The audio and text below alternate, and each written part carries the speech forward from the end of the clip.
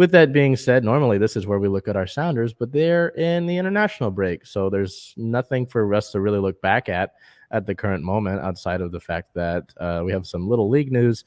The U.S. men's national team called on lawmakers. The men's national team wrote a letter to Congress pleading for action against guns, stating, here's a quote from it: "Our ability to affect change is limited, but yours is not." So it's cool to see, especially on the national team stage, that this is being called for. Definitely. And obviously with what I'm wearing today, the Storm had their Wear Orange sort of campaign over the last 2 games. And obviously, us doing that is great, but we have to continue to push for those in the actual positions of power to do something, because at the end of the day, just hoping and wishing stuff's going to happen doesn't actually much. Yeah. Can't manifest that kind of thing. So yeah, Sounders, not much going on.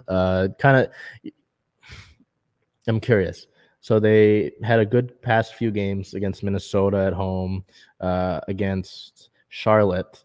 Do you think having that break when you're starting to hit your stride might hurt them going into their next game against Vancouver? Or am I fabricating something here? No, I think it could go either way. Like they could have had this time to really mesh and practice and figure some things out, or it can just completely ruin the momentum that they had. Yeah, because if you're in rhythm, right? I don't know about you, but I like to keep going. I like to keep going while the iron's hot.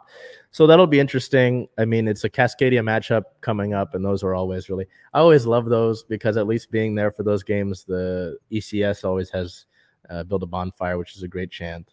It's just always a really good atmosphere when you're playing. Rivalry games are always great. Oh, yeah. Right. So that's why I really look forward to these things.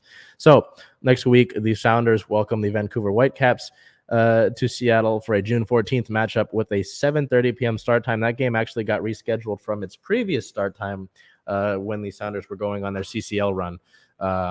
So that'll be important. They sit at a 5-win, 6-loss, 1-draw record at 11th now, actually, in the Western Conference. They moved back, but they're still within striking